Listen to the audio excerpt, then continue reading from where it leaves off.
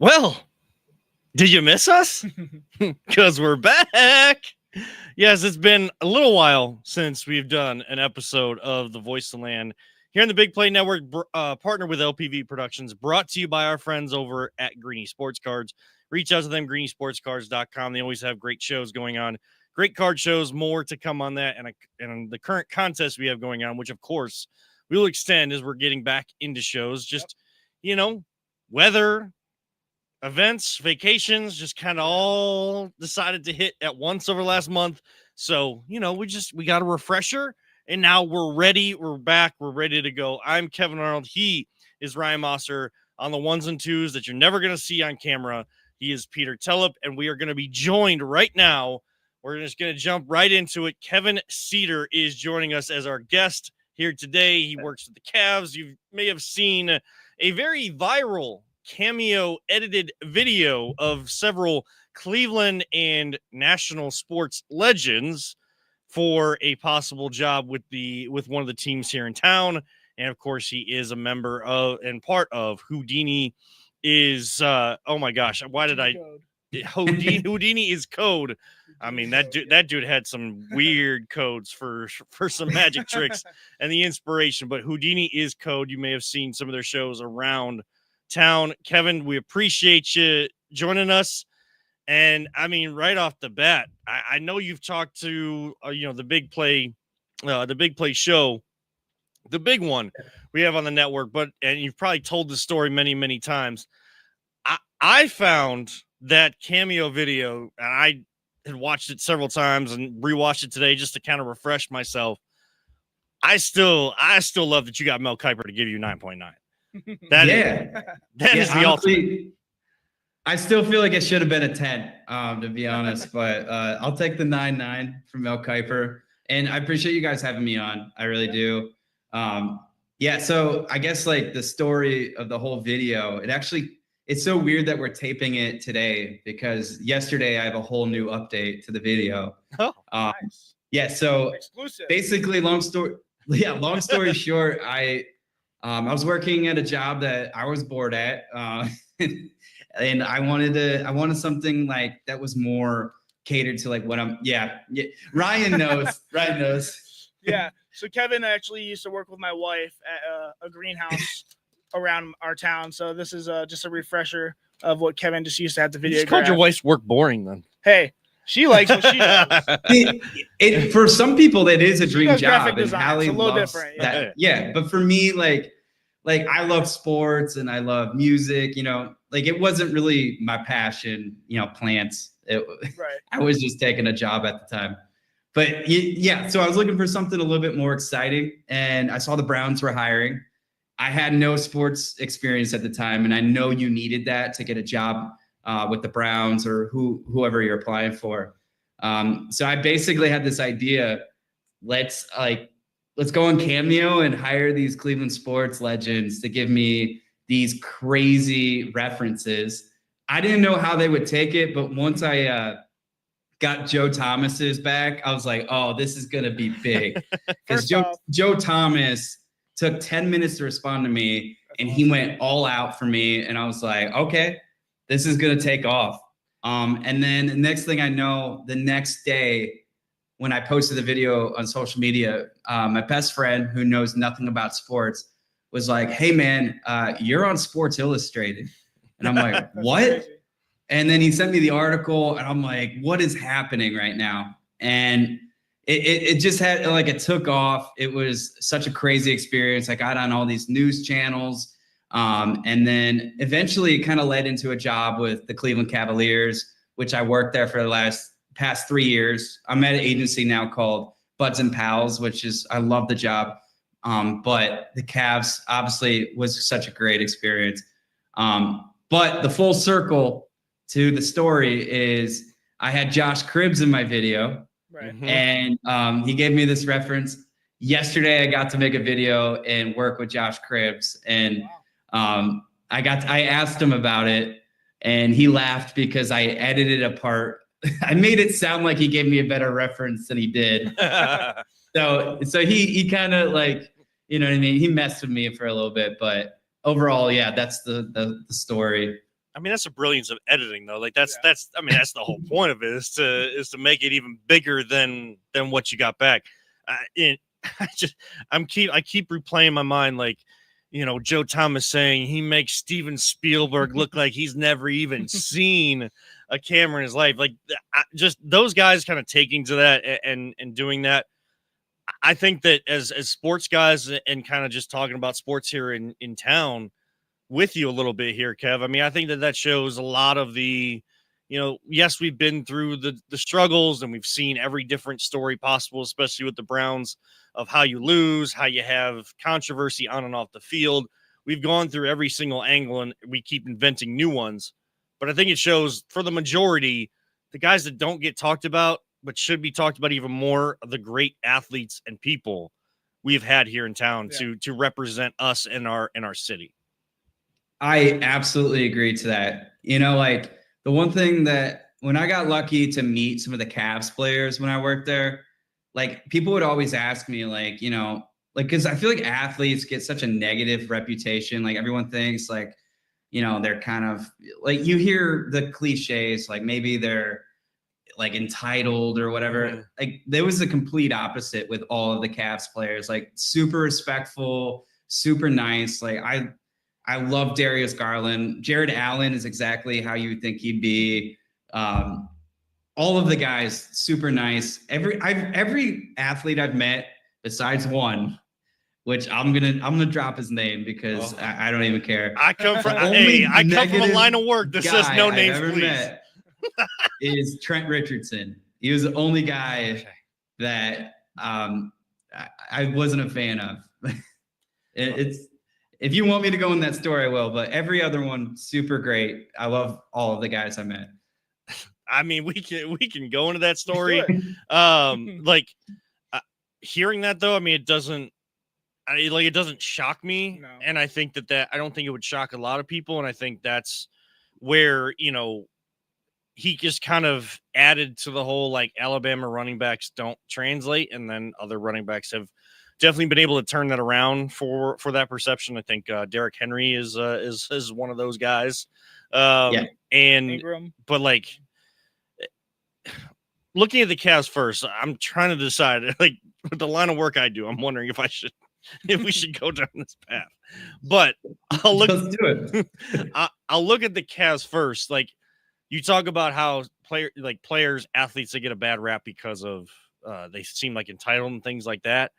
Well, it seems like the Cavs players get a bad rap because they're what you say, like they're the most genuine people, and people are questioning whether they have that dog in them. Right. I don't know if you saw something around and being around them or something like that. That is just like they've just kind of gone through the struggles of a young team trying to get to the mountaintop, which is a very difficult thing to do, more difficult than people realize for the most part. Or, you know, there's something to that.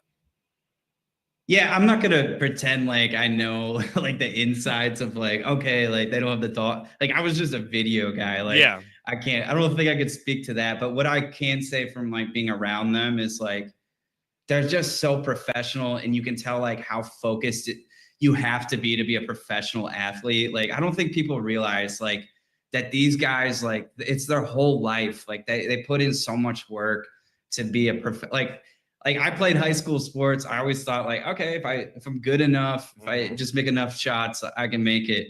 And then you're around like actual professionals and you're like, oh, there's no shot that I would ever had a chance to be a professional athlete. Like these guys are so dedicated, and I believe in the Cavs. Like I feel like, yeah, like the Pacers knocked us out, embarrassed us, but we also got to see how good the Pacers actually were. Like I feel like the whole world kind of underestimated the Pacers. You know what I mean? It was still disappointing. Don't get me wrong, but I believe in the Cavs moving forward, you know. Hindsight's always 2020, and that was a team that was in the Eastern Conference Finals the year before. So it was like they took that next step forward in their progression. Now, do they like? They're probably going to struggle this year, unfortunately, because Halliburton was a great player. Don't know why players ever voted him overrated. That just seemed crazy to me. And more players were coming to his defense, yet he was still voted overrated when that came out.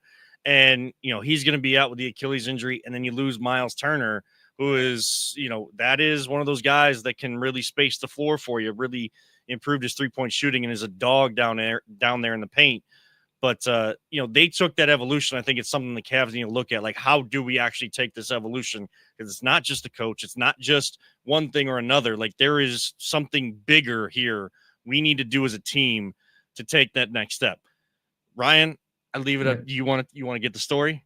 Yeah, let's hear the story, and then I might drop one of my stories too. Oh, all right, let's go. Let's just drop some of these stories. So about Trent Richardson. Yeah. So let's kind of turn Someone to a lot better. You said you met a lot of great athletes, and you've had a bad experience. I feel like people have had, like, when you go to meet and greets and stuff like that, people have had those difficult interactions with athletes because perception is that they are entitled.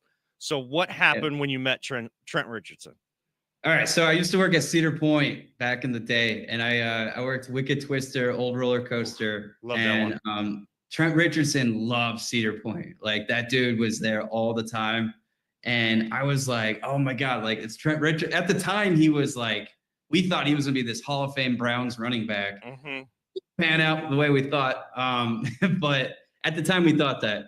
Anyways, his daughter was too short to ride the ride. And I was like, hey, Trent, sorry, like, she's like that.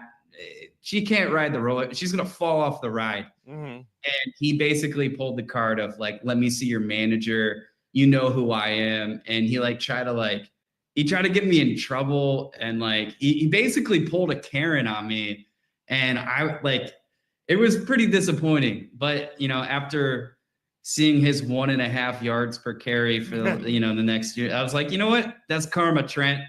Maybe you should be more respectful to people. Yeah. Plus, like, that's as a father myself, Ryan, I know you being a father, like, to hear that someone is trying to help keep the person that you want to keep the safest they possibly can. Like, they're trying to help you on that journey.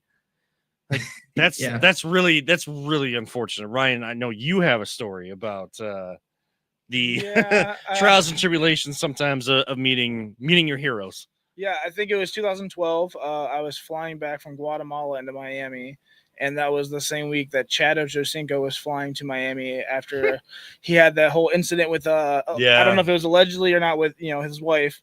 And we were in line trying to go through the checkpoint, and he cut 150 people, including us who were at the front of the line, with his snake print bag, and he had cheetah print stuff on, and then we're like, oh no, some people were mad. I was like, oh sweet, can I take a picture? And he's like, I'll take one picture, everyone jump in. And then he just just cut everyone and then went on his way. One picture, everybody share. Yeah, so I cropped it, but I don't think airdrop was existing. I'm sure he had some things on his mind, but nonetheless he was incredibly rude, and cutting everyone like that is kind of entitled. Yeah, I thought so. That's unfortunate. That's crazy. I haven't had that experience, but I also haven't tried to have too many athlete experiences, I guess. I never had the time or I guess the ability to. I never had someone that my family wasn't willing to drive me everywhere that meet and greets were. So I just had to sit there and kind of take it. Kevin Cedar is our guest here, and of course the famous cameo video, but you're also doing work in music. And as a music lover of myself, kind of hearing you guys and the music that you guys do, Houdini is Code is the name of the band. Houdini's Code. Code. Yeah. I mean, I think that there might, so I'm reading it wrong in the text. My eyes want it. You ever read something your eyes put letters or something there, but Houdini's Code. And just what has that experience been like to go down that track and just kind of involve yourself in so many of passions in your life to try to, again, we don't want to do we just don't want to work. We want to be able to say, hey, I'm not going to work. I'm going to my dream, or I'm going to my goal on a daily basis. Yeah, man. To be honest with you, for a lot of not to get all deep or whatever, but for a lot of kids who especially me, if you have a lot of passion, sometimes it's hard to figure out exactly where you want to go with it. And the thing that I realize is whatever you're like scared to do, there's something rooted in like fear that like I found to like as far as being passionate, like to chase that. So like Right. music was one of those things I always like kind of hid from people. I didn't want to show people because it's like, oh, what are you trying to be a rock star? You know what I mean? Sure. Like Mhm. you don't want to be open to that criticism, but like I'm 31 now and I feel like I finally reached a point where I'm like, I don't really care. Like I'm gonna just do what I want to do and just see what happens. And it's amazing, like when you're really just being kind of like authentic to like who you are and you just kind of chase a dream, it's amazing like what doors open up for you. And this band, it's been that for me and our band in general. Like we found our bassist Dom and our drummer Colin, who used to be neighbors with each other, but they never knew each other. Like it's just been such a weird Yeah. like story. And we've gotten so much momentum. We've been able to headline shows and we're playing like a little festival and Cool. it's been a dream come true. And it's been such a short time. You know, the fact that I'm even being interviewed about it, it's like crazy to me. So like, anyways, I basically whatever it is you want to do, just don't care what people think. You know what I mean? Just go for it. And not to sound like a Nike commercial, but like just really go do what you want. Just like you guys, like you did a podcast and look at where your podcast is, you know, taking off. It's like the same thing, you know? So Yeah. Sure you guys can relate to that. Yeah. I mean, I've told the story several times, but I mean, I'll tell you, Kevin, like I was dead set. I was going to be a teacher. Both my parents were teachers, you know, and it seemed like I started to question it kind of junior year of high school because I was like, okay, well, my parents were teachers. Is that the only reason I'm thinking about becoming a teacher? Like, is that the only reason? But I had done like some coaching for some youth sports at that time and stuff, and I really enjoyed it. Really worked liking to try to help guide young people. And then, you know, junior year, we were kind of like me and my buddy, we were like science aides, and we would kind of go in at lunch and help science teacher kind of help put together some of the lab stuff that they had going on, all those types of things. And there were days where we didn't have to do anything. And I literally took my buddy, actually two of my buddies, we would go into one of like the separate lab rooms and I would literally reteach a pre-calculus unit, like the whole unit before a quiz. Like I would reteach it myself because they didn't understand it from how the teacher expressed it. And then they come back to me and they're like, oh my gosh, like I didn't think that I was even possible to get this B or this A on this test. Like, so I was like, okay, like maybe I'm cut out for this. But I always had sports broadcasting in the back of my mind. And so like I wasn't getting teaching jobs out of college. And I started to realize like teaching to a test, when people say that, boy, oh boy, like that to me, that's the unfortunate part, that like teachers, the great teachers we have are hand tied by. And I just didn't like the professional side. I love working with kids. Again, I love guiding their futures. So then I just took a chance listening to radio stations talking about this media school in Independence, Ohio. Took a chance, did it, got an internship at ESPN Cleveland. And, you know, I can't imagine my life, like my journey going anywhere else. So like my passions being anything else. And I tell people all the time, just like you just did, Kev, like it's never too late. And if you find what you're passionate about, go for it. It doesn't have to be, you don't have to go down a certain path. I can tell you my story, but you don't have to follow my story. Kevin, you told your story. People don't have to follow your story. Ryan, you have a different story. That's the beauty of it. But as long as we all get to the point of like what we're doing, what we're passionate about, and helping to grow everything around us. Absolutely, man. I 100% like feel that way. And I don't know if Ryan you want to tell your story? Just I feel like my story is I've done a lot of things. I went to college to be a teacher, ended up dropping out, went to the police academy, was a cop for 5 years, and then ended up resigning for mental health issues. It just wasn't for me. I just, it was for my home. I was in my hometown, and just a lot of people don't call you for their birthday. They call you because they're in trouble or there's some really bad things happening. And it just, my heart's too good for that, I guess, to endure that every day. It was pretty toxic. So I left that, and then was a chef and worked under some really, really pronounced chefs, and did that for a while, and now I'm full-time photography for 9 years with my wife. We work, she does marketing on the side, and I get to stay home with the boys, and we just do, a lot of weddings every year. So just really, really blessed. Yeah, you guys kill it, by the way, too. Yeah. You guys Appreciate are it, man. both very good at what you do. My wife is incredible. I'm just, Yeah. I joke around and say I carry the speaker and backpack, so I'm the DJ and pack mule. So I take side shots, so whatever. But yeah. Kev, I feel like we can't end a conversation without the one conversation everybody wants to have, and it's going to kickstart very, very soon, starting tomorrow, as rookies quarterbacks reports. Quarterback of the Cleveland Browns, who's it going to be this year? You know what? I just like a lot of Browns fans, there's always that negative, oh, it's all going to fall apart. Mm-hmm. And it probably will. But I have a good feeling about Shedeur Sanders. I don't know what it is. I don't know if it's just because like my algorithm, it's always it seems like he's putting in a lot of work. Mm-hmm. And I don't know. I feel like he's obviously not going to start. It's probably going to be Flacco. But I think we're going to see Shedeur, and I think we'll be kind of surprised. We might have accidentally got our guy. That's what I'm hoping for. Right. But best case scenario. At the end of the year, we're in the same position. I would not be surprised. You know what I mean? So. Yeah. If we did get our guy, it would be by procrastination and just feeling bad for somebody. And when you could have taken him much earlier, you end up doing it. Kev, plug all of your stuff, your socials, where people can find the band, your next gigs, all that kind of stuff. We always give our guests a platform to plug everything that you want to plug and let people know where to find you guys. Yeah, absolutely. So, for my video work and everything that I do, obviously you can go to my website, kevincedar.com. It's kind of all there.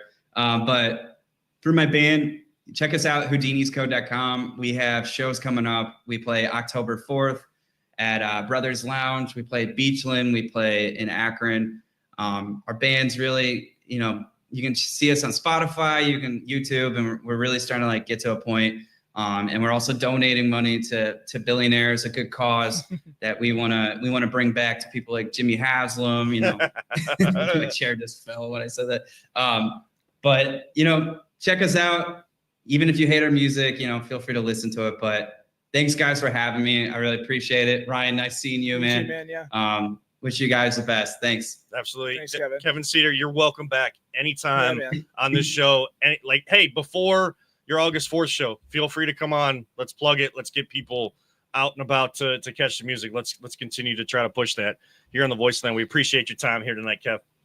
Appreciate you guys. Thank you. Kevin Cedar, check him out. Houdini's Code, the band, kevincedar.com, houdiniscode.com, and check out the music. Check out what he's doing, and doing a lot of good stuff out there, and a great story. And that cameo compilation was just absolutely brilliant and viral. Honestly, man, when I saw it, I was kind of jealous.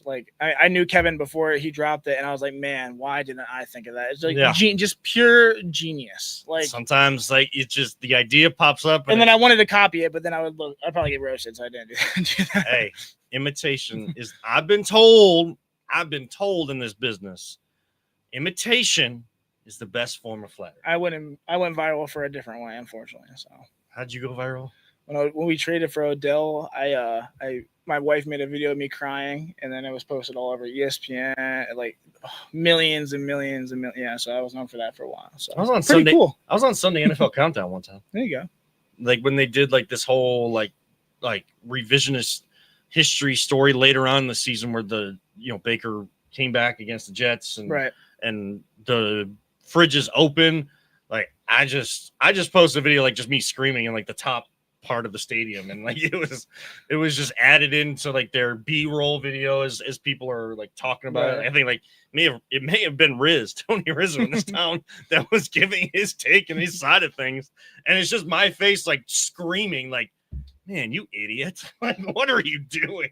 I almost missed that game too. So I was on a bus back. Well, I flew from Thailand. I was on a bus back from Baltimore back home, and then I got the last 4 minutes of the game, so at least I got to see a little bit of it live. But man, that was pretty close. So great game. Yeah, my buddy said that he had tickets. He sent it it was at the time where you could do digital tickets, And I think I was interning at the time, and so like getting a chance to go to that game, like I was like, oh, well, how late can you get into a Browns game? Because I Right. know it's like 3 or 4 innings before you can't get into a Guardians game, and I think they close the doors for Cavs games at a certain point. Like I'm like, I don't know if I'm gonna be able to take all this stuff back, change my shirt, like back to the station, then walk all the way back down to the lakefront because we're not connected to between downtown and lakefront, and Right. that's been a whole conversation as of late. And somehow I did it. It was like 6 minutes left in the second quarter. I walk in and I finally find my seat, trying to travail the upper portion where it's not connected. Right. As you know, in that stadium, it's not connected, so it's very not fan friendly. And I Sure. think that's why the whole transition to a new stadium is trying to happen, so people have a better travel to it, and you can walk around, and it's more fan friendly around the stadium. I finally find my seat, and it's like as soon as I sit down, people are chanting Baker's name, like because we all love the backup quarterback. And I think it was just before Tyrod Taylor had gotten hurt. Like Right. I think it was concussion at that time. It's not the one where he was like mic'd up and it said my hand.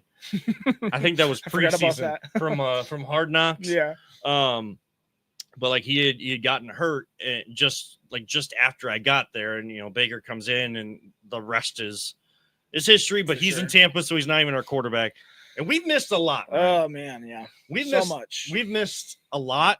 I don't know how much we can touch in the next few minutes because our boys with the side hustle, they also need to come in here and get their show done with Peter tonight. But of course, we want to thank Greeny Sports Cards Absolutely. partnering with us. I feel like we should be saying their name like every other second on the show today to try to make up. We do have a cool contest going on right now with those Muni Lock cards that I've seen a lot of people posting about now that they're being delivered out there, and you have a chance to win a set of those cards yourself. For sure. Yeah, just go on our Twitter at VTL_pod. It's our pinned tweet. Just go on there, like, comment, retweet, tag somebody, follow us in Greeny Sports Cards, and you're entered. We have 3 of them, I think, to give away. So really excited about that. We'll set a time when we're gonna officially have the reveal of who wins. But nonetheless, it's still live right now. Go up on there, and you have a chance to win those coveted Muni Lot cards. As he said, a lot of people really like them. They're really cool, I think. And I think Greeny's mentioned there might be a second version coming out relatively soon too. So we'll keep an eye on that as well. So and there's always we'll try to let it go for a couple weeks, get a couple shows in, kind of get back on the tracks here with the show. So we'll definitely give you the date on when we're going to announce that.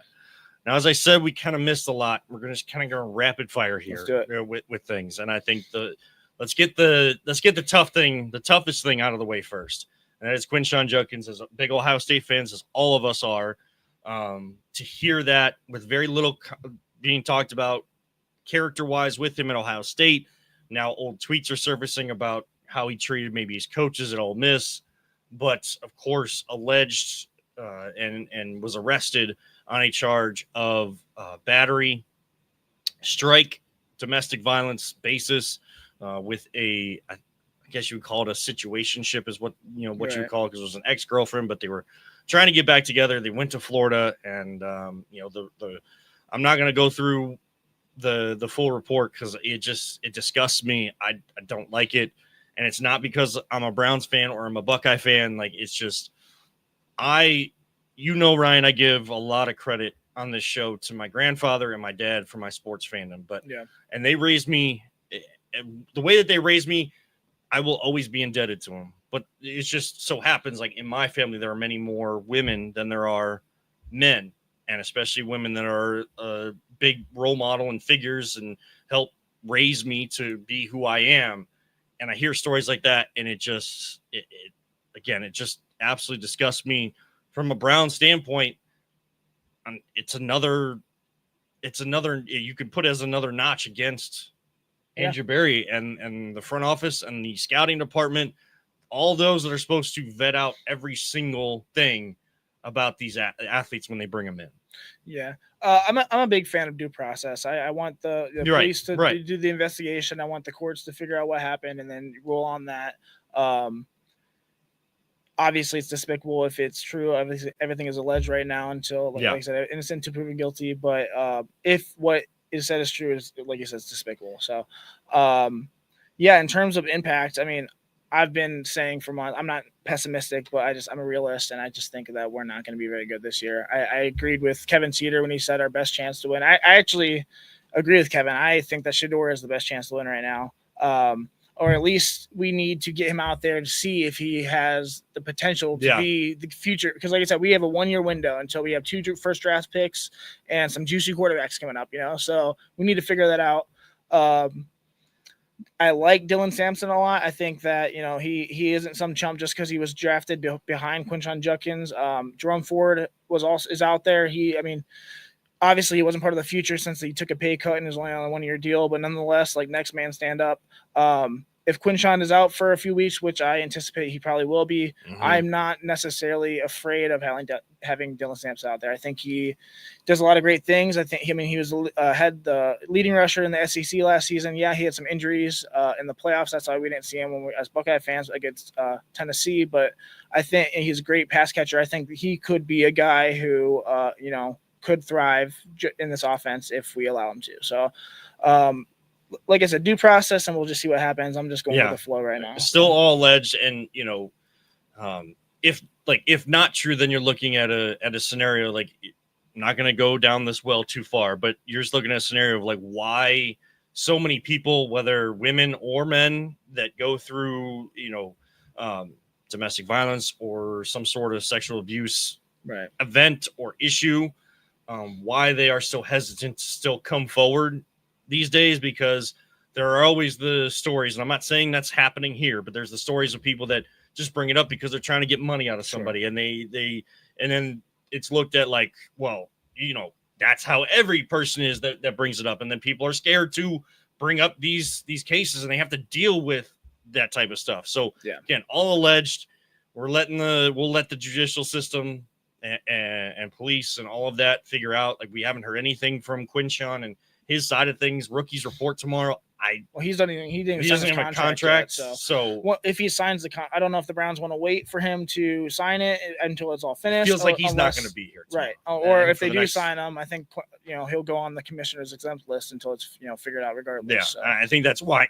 Excuse me. I think that's why he's not on the exempt list right now. It's because he's not. He doesn't have a contract. Does not have the contract. And you can go through all the spring, like the OTAs, the mini camps, without signing your contract as a rookie, but until you have that, you cannot participate. You cannot be involved in any of the training camp process, the ramp up period, all of that stuff. You cannot be a part of that. So we'll see. I know that there'll be reports out there of who shows up and who doesn't, what time they show up. I heard that they have from 10 to 5 tomorrow to show up, the rookies and quarterbacks. What time should everybody be there? What time should they or will they? I mean, what time should they? They should be there at 10. They'll probably be there after lunch. Like, that's what I don't know. Yeah, I feel like you're going to have there is going to be a staggered social media video promotion from the Browns social media team of guys walking in and waving to the camera. And again, I'm sure that there'll be plenty of reports. Just like we're breaking down every pass from these quarterbacks. There's going to be probably reports of when everybody reports tomorrow. And you mentioned Shador already. So, as a little preview there, like, I agree with you. I agree with Kevin.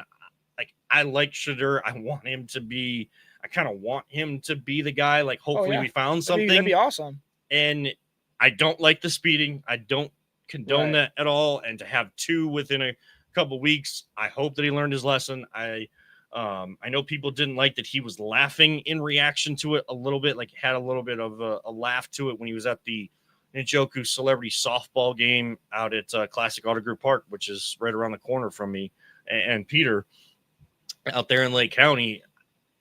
I understood, like, he's got his boy, like his hype guy, like around him. So like he's trying to like get at him, and he's kind of like laughing at what he's saying, but he's also saying like, I have to learn. Like, he's trying to take accountability. And look, like what he did yesterday for those people at Garden Valley, like, and after that explosion at those Sunrise Apartments on the east side of Cleveland, just setting that up. Like, he was out of town, he heard about it, and it took 5 days to get like all those food trucks and event and things like that. people can say that he's trying to, build his image Sure. and only putting this out there on social media, and his team may have asked the media to come out there. Like, okay, but like, why is it a bad thing that, he's getting pub for something good? Like, there are so many people that lost their home, lost where they could live and grow their family, build their family. A person passed away in this circumstance, like, and he was willing to help. Like, I didn't know that he was it's not like this was out there, like, oh, like as soon as he heard about it, he put out like a press release or had his social media team put out a press release that he was going to be doing something for him. It came out of the blue that I saw Cammie Justice from Channel 5 having, B-roll and video and interview with Shedeur on why he was doing that. And yeah, you see all the workouts. You can say it's dangerous to work out at midnight, whatever. Like, he's in Texas where it looked like there was nobody ever on that road, and he's got a car right behind him, and they're, like, I think he's doing it the right way. Right. He's putting in the work. Are Joe Flacco and Kenny Pickett and Dylan Gabriel putting in the work, and it's just not on video? Probably. I'm sure they are. But like the way that Shedeur presents himself and the type of person, like, that's who you want being the CEO. And I put that in quotation marks because that's what a quarterback is, the face of your franchise. That's the type of guy that you want to be that. Does the talent and the skill translate enough from college and translate to the NFL to be not just average or good enough? Is it one of those long-standing, stable quarterback situations with him? I hope so, but I don't even know if we'll be able to find out in time. I don't know. I mean, I don't know if he's going to get first-team reps. I mean, he's got the swagger. Everyone's all up in arms about like the cameras following him around. Like Ken Carman said it, I think today or yesterday, like he's not the last one to do it. He's just the first. Like, all these kids growing up are all around social media. They all are now NIL millionaires or 100,000, have a lot more money than I have, So that comes with, the guys with big personalities, that comes with a sort of entourage. They're going to start filming. They have their own brand, their own product. So he's not the last, he's the first. We can embrace it. He's got the swag. He's like you said, if he can play well, this city will love him. Like we thought we had in Johnny, like the city, just look at the Baker Bros, but like if this guy has it, he will. I was too. I still am. I love Baker. I think there was, hindsight 2020. I ain't ashamed to admit that. No, he's doing great. Good for Baker. It's up for grabs. We need a quarterback. We need somebody. We need somebody for the next 20 years, dude. You can earn it right now and be beloved. You got to stop speeding. I mean, there's two sides of the coin. Yeah, it's funny until you end up in a Henry Ruggs situation. Obviously alcohol wasn't involved with this, but nonetheless, like, still very dangerous. Don't put yourself in those predicaments. But like, it's open. Take it. Dude, take it. I'd much rather use these draft picks on an offensive lineman or a receiver or Caleb Downs first overall would be crazy, bro. With what you're probably going to lose in that safety room. I mean, you're definitely going to need what we have now. You're going to have offensive line. You're going to need offensive line help. Yep. It's way too early, and I don't want to. I know there's mock drafts in there, there's people putting out tiers of like who could be number one picks next year. Right. All over the place. Like, I'm not getting into draft, but like you have 2 first-round picks. You have 2 first-round picks. So you want that to add talent to this team and not – you can't just keep kicking the can down the road. Like, you gotta take swings at the quarterback spot. They took 4 this year. And there's 3 that are actually young. Like, Joe Flacco was not the long-term answer, but there are 3 young guys on this team. There's 3 big swings right there. If you're able to figure out if they're the guy or not, great. That tells you what you can do next year. Those conversations will happen, but I am hoping that Shedeur is there. And you said that the city he'll be beloved in this town. He will have everything that he's ever wanted, and as long as he continues to work for it, he will earn that fan base stuff. The fact that people have put out there that the Browns fans are not even top 5 in the NFL, in their opinion, is just absolutely ridiculous. I know that sounds biased coming from here. Look at the crap that has been laid on us as Browns fans, especially since 1999. Yeah.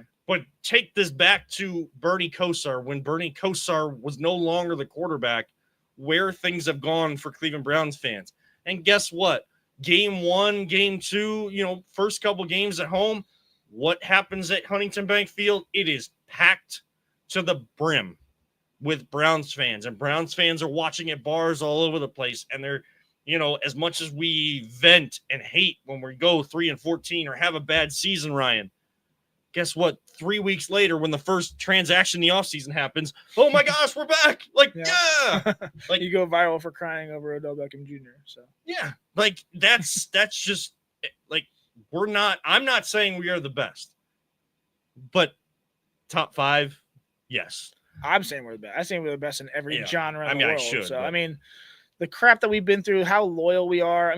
Like most Brown fans are, getting fed up. The whole Deshaun Watson thing is what, I believe started everything. Nonetheless, we're hopefully past that and on a new leaf. I think we're tanking, but hopefully by the time we get into our dome, we are a decent product on the field and we can just, start a new chapter. Well, and I know we're trying to go through as much as we got to get out of here because our guys are coming in here. Yeah. Plus, we're not trying to take up too much of Peter's time. We got to make sure he has time to transition, knowing what a little bit about what a producer does. I'm just going to cover this story in a couple sentences. LeBron is only I'm not saying it won't happen, but you need to retire the whole thing about LeBron being traded for here. If you don't understand the second apron, that's totally okay because I still don't understand it. But the one thing I understand is it is hard. It is difficult as hell to even think about him coming back here. And I think Donovan Mitchell told Bleacher Report one time that it's not that he didn't say he didn't want to play with LeBron or he wouldn't like being with LeBron. He was a LeBron fan. That's why he was a Cavs fan growing up. But he did say the Cavs are trying to do things differently than the LeBron era of Cavs basketball. Let's see if they can actually do that. And if they can't, guess what? They're all going to be out of here, and you're restarting. I don't want to go through that, but just the reality of the situation. And Guardians played better coming down the stretch. Do you think Quan or Clase get traded? First off, if it was possible, I would trade anyone on this team for LeBron James now. I'm not saying. I know. I'm not saying if I would or not. Okay. I'm just saying right. If he gets bought out, that'd be an incredible story. Stop buying into the trolling that LeBron is great at. Hey, hook, line, he knows and what he's doing. Come home, LeBron. Get over here. I don't care by any means. I'll give my one of my kidneys. I don't come over. You were mentioning Quan. Sorry. Yes, Quan, Clase. Yes. There's still 3 games below 500. Do you see them still being sellers, or do you want to see what they do these next couple of weeks before the trade deadline coming out and see if they can build on that momentum? I can see either way. What do I want? I wouldn't mind trading Carlos Santana for an asset or two and trying to get Manzardo in there at a starting spot in first base. I think that he deserves it, and I think that, like we've said before, taking him out constantly and sitting him is not doing anything for him. The schedule gets significantly easier, especially right outside of the All-Star break. So I could see them winning a couple games and seeing where they're at. But if they trade Quan, I'm going to be really upset. I'm very upset. I'd rather just see him go through arbitration a few years and then, but he's saying all the right things. Hey, I love playing with Jose Ramirez. I love being here. It's, not on me. A lot of people say that. Obviously, he wants paid. He's from California. He doesn't have, Cleveland as his home base. He's not going to take a discount like Jose did, And there's really no comp for him, and trying to figure out his value. Right. I know that is a difficult thing. I don't tend to plug a lot of my work on here from the other side of things, but during the dugout for ESPN Cleveland, Andre Knott didn't just say that he would be upset. He said he would be upset. I would be upset. My whole house would be upset. You'd be upset. Right. All of Cleveland be upset.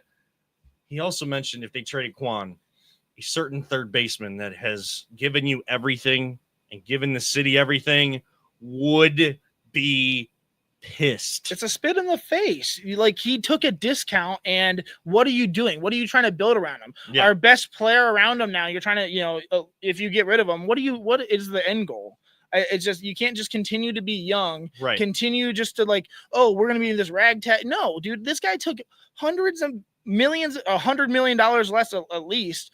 And to stay in Cleveland because he loved it. And it's just a spit in the face. It's ridiculous. I think like hearing that, especially from a guy that's tied in, Right. with the team, and people, come at reporters like that all the time, like, oh, they're not going to give you the real story. Like, I'm telling you right now, Andre's one of those guys, one of the great people we have here in Cleveland. There's several of them that will still give you everything and give it to you straight.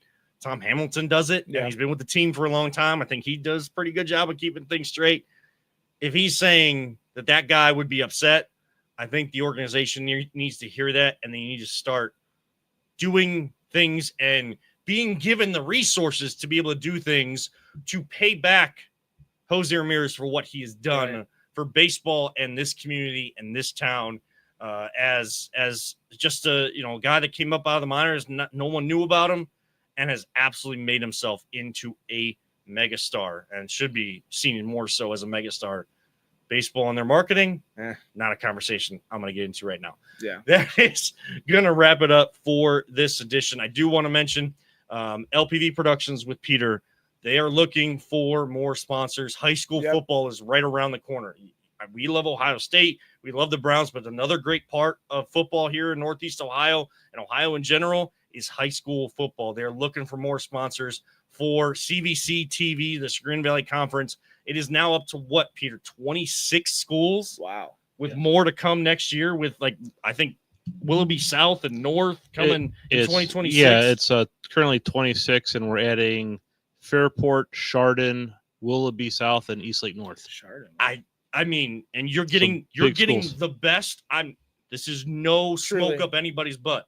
You are getting the best production value, like high quality level production value, and call with Kyle Cornell and AA Anthony Alford. You're getting all of that on these live streams. And I love that the High School Association, High School Sports Association here in Ohio allowed live streams to continue after COVID, because it allows more family members and a lot of other people to catch the great action of whether it's Division I down to Division VII.